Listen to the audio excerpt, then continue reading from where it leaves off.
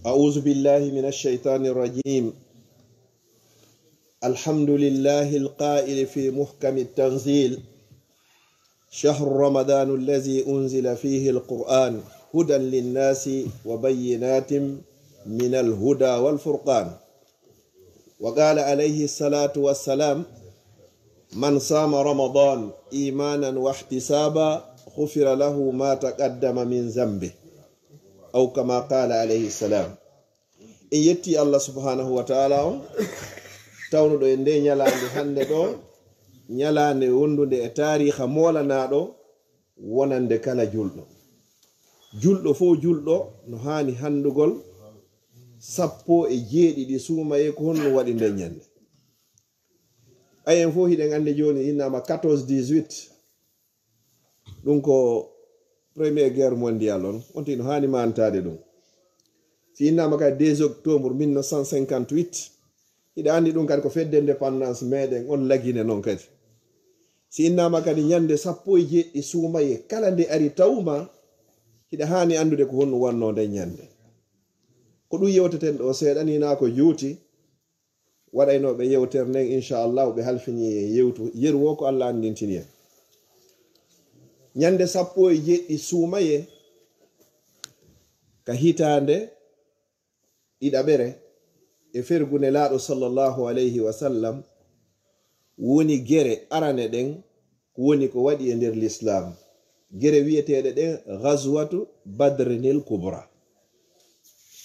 Ko dum non hande manitade taw nyande sappo e jeedi suumaye ko nen nyande gere arane den wadi hakkunde gonga e fenande,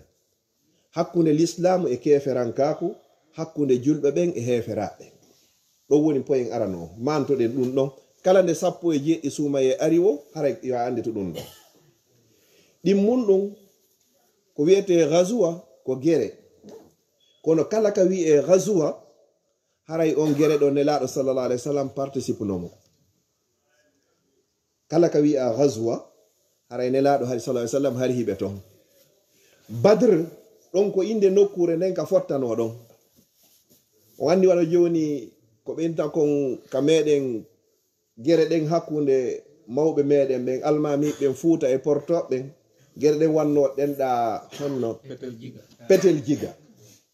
Joni petel jiga on don ko nokku ka fottano don, ko hombo no fottuno don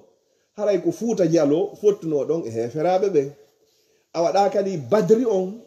ko don heferbe ben e julbe ben fottuno. On badr don non ko honto o woni ko e nder Madinatul Munawwara o woni. Simi yejjitari yongane ma Madina ha don ko kilo sappo e jeedi hakkunde modum ko don woni ko fottano. Do woni tobbere dida bere nden en andi ko woni ghazwa ko kala gere waddo hara nela sallallahu alaihi wasallam tawan sappo e jeedi suumaye ko nen nyande gere on wadi. Ko honto o wadi ko e nder Badr ko honto woni ko e nder Madinatul Munawwara hakkunde Madina sare nela sallallahu alaihi wasallam e ka gere won non ko kilo sappo e jeedi. Iden andi Madinatul Munawwara nano wieteno wiirede no wo fewno nelaado sallallahu alaihi wasallam feri be wi Makka be seni Madina. Mo landi kama ko honno Madina wieteno ado nelaado senade ko Yathriba ko ni wieteno ko kambe ari sanji dum non watti Madina. Haray hino sellaka goddo sanza inde nokku no sellaka goddo sanza inde mudum si tawi hara inde ko inda da kon hara wana inde mojjere.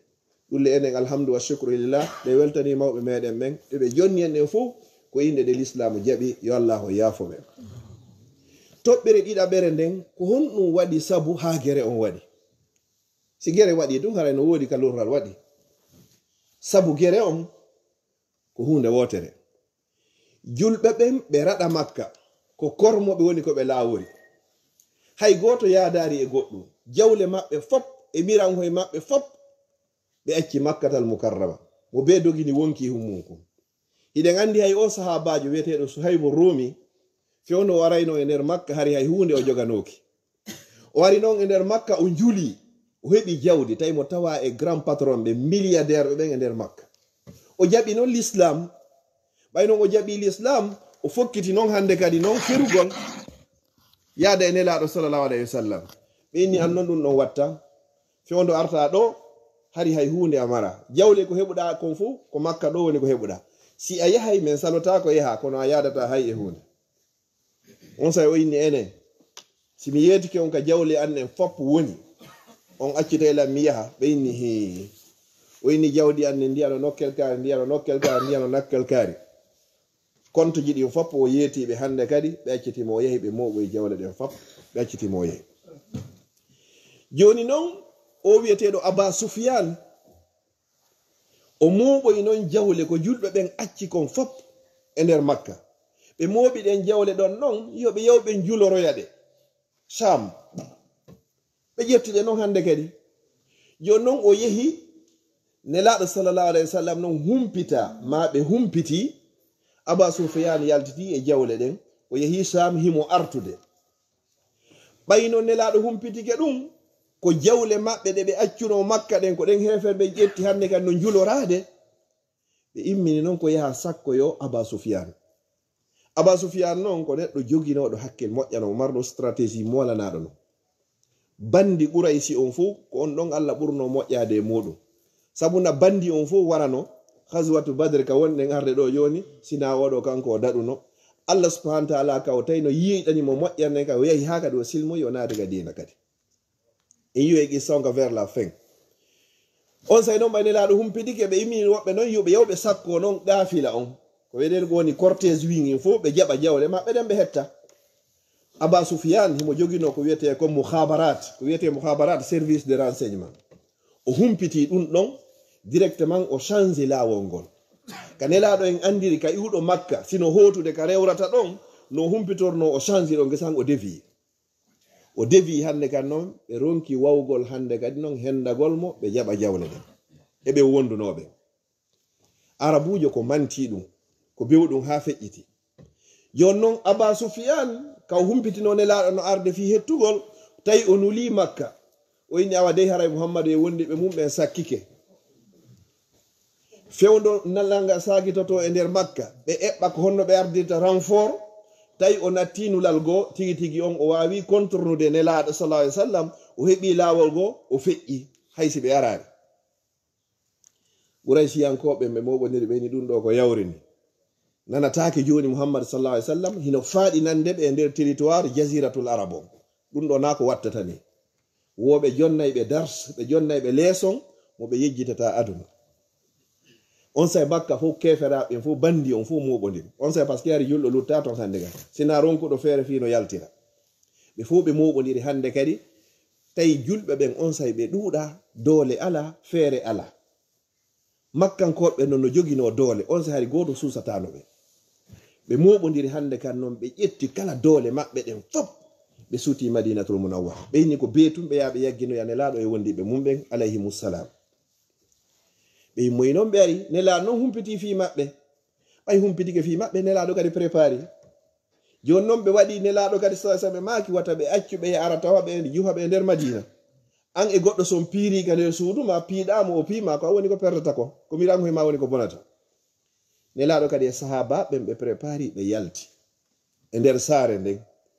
kono nden ñande julɓe ɓen fuu ko ɓe 313 313 ko ɗum si goɗɗo hiwonno no woodi adadu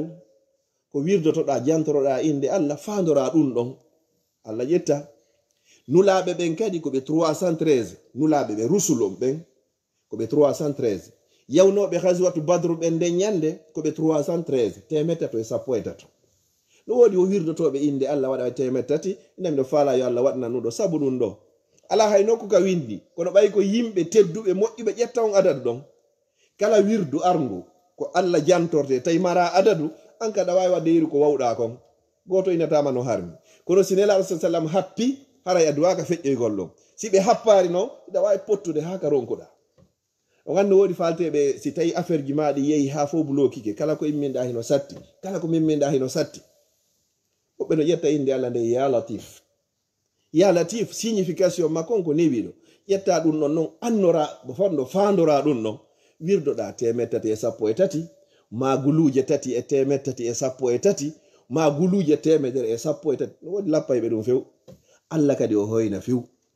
ɓe dallinora hon ɗum walillahi l asmaul husna ko Allah wodani inɗe moƴƴe ɗen fof o watti yeeso ɗon honno o fadu'uhu biha tororemo de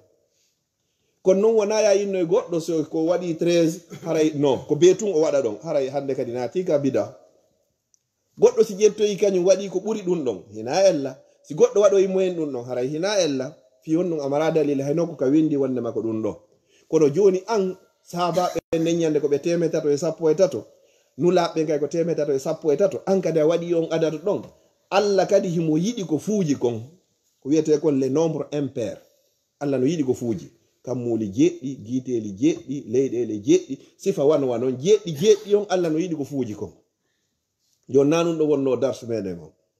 joni noon julɓe ɓen tawi koɓe 313 no woodi fillayeji go ka tariha ɓeni ko 314 kono ko ɓuri e jiccude kon koɓe 313 tawi koɓe fappuni hande kadi joni noon koɓe jogino ko pucci ɗiɗi e gelobo hoye ɗiɗo e pet ala hay hunde ala sira kati muru hoy ko wiyete kon kati muru hun ka meɗe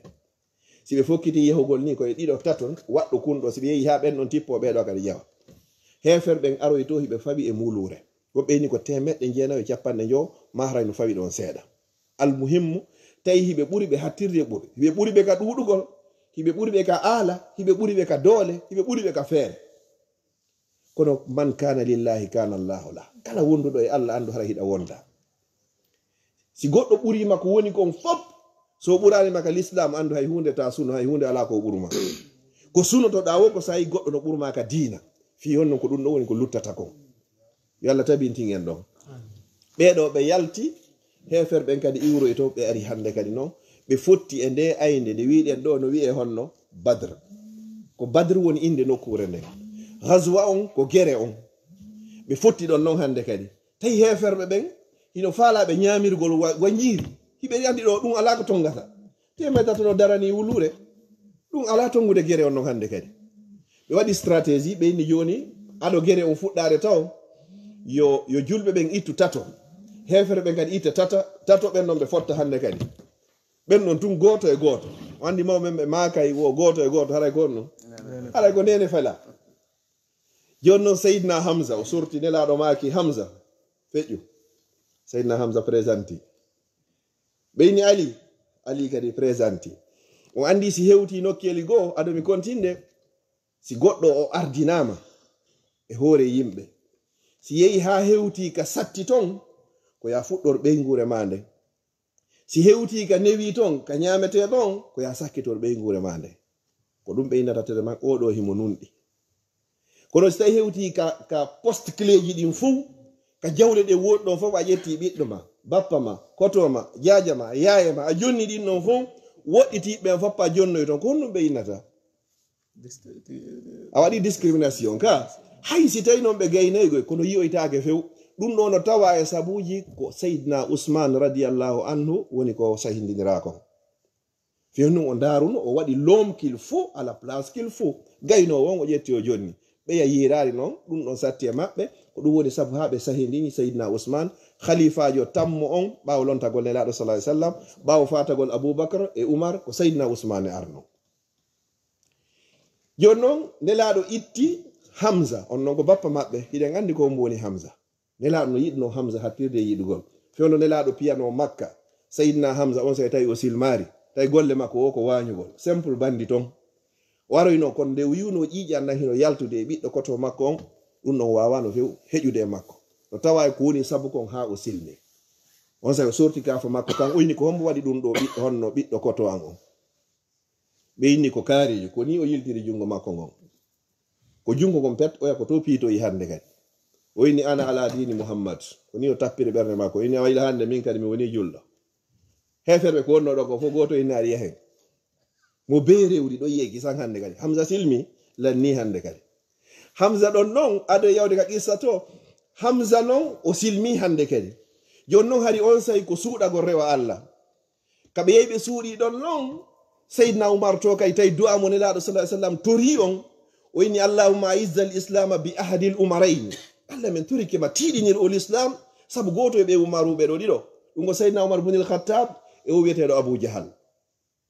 Allah jaabini du'a e hoore Seydina Oumar joni noon julɓe seeɗaɓe e nelaɗo hiɓe suuɗi hiɓe rewde Allah Seydina Hamza himo ton Seydina Oumar noon waro yotta ko konki bafangal kon buddum hino wodi ni julɗo goto immi yurni o fonde Seydina Umar o inni Umar ko ɗon o yiltori wonɓe nder ton ɓe fof mo be woni e pakke hum muɗum Seydina Hamza o sortoy to kafa makko kan wari o inni uddite bafal ngal wosi tawi ko jang addimo ko saɗi makko ko tooli si hina ɗum men wariraymo joni kafa makko kan dare de ɓiɗɗo gorko hiɓe mo andi noon ko hombo woni Umar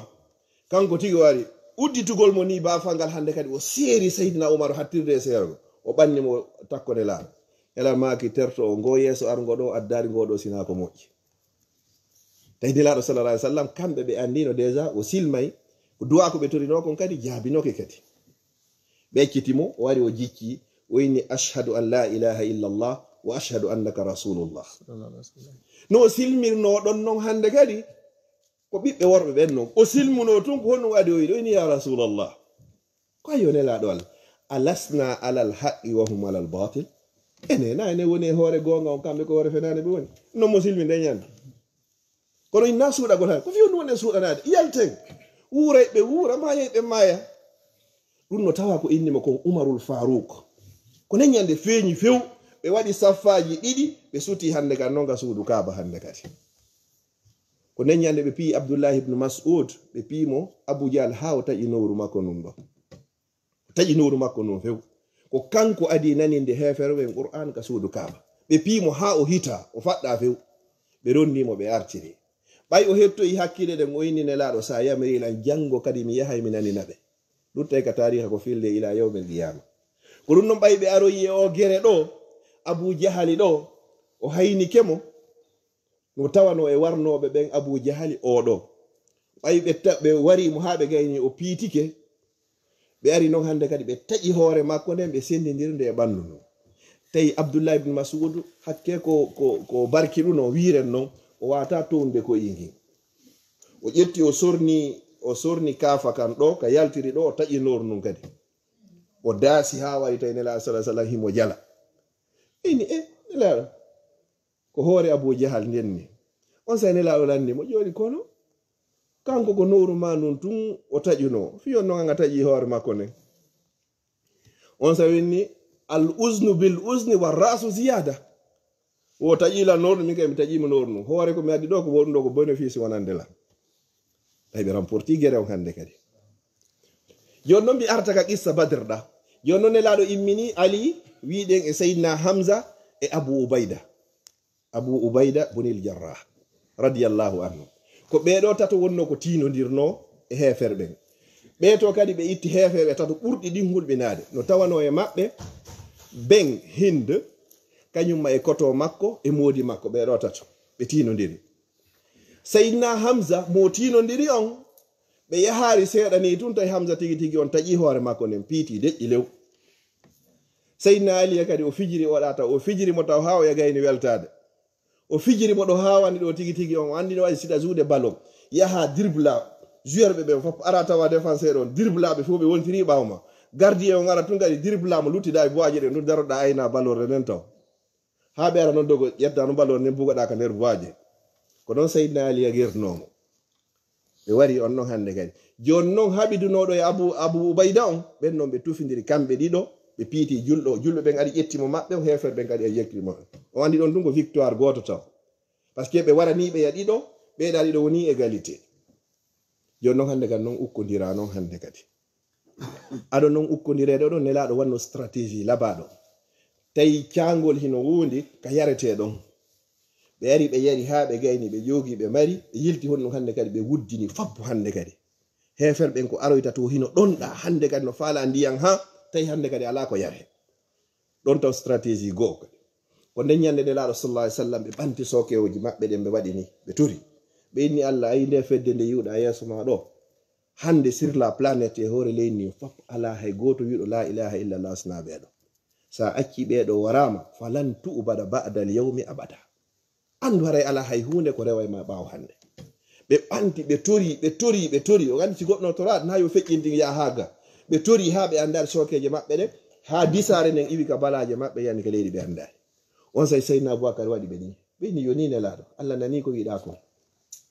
on say noon si guere noon ukkodira noon hande kadi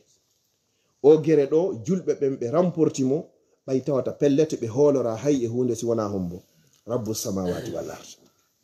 Miracle on gogo ko nyande 17 suuma e tawi hiɓe hoori, na nyameteji woɗɗi, na alaji woodi, na moyen woodi, ɓe ɗuuɗa kati. Nden nyande ɓe wari ɓuri 70 heferaɓe hara ko jani ɗin fuu. ɓeya heferaɓe 11 yewnoɓe faalaɓe warde nelaɗo ɓen fuu nyande laylatul hijra ko ɓe ferayno kon tawnoɓe ɓe ɓen ka suudu faalaɓe ɓe warde ɓen fuu.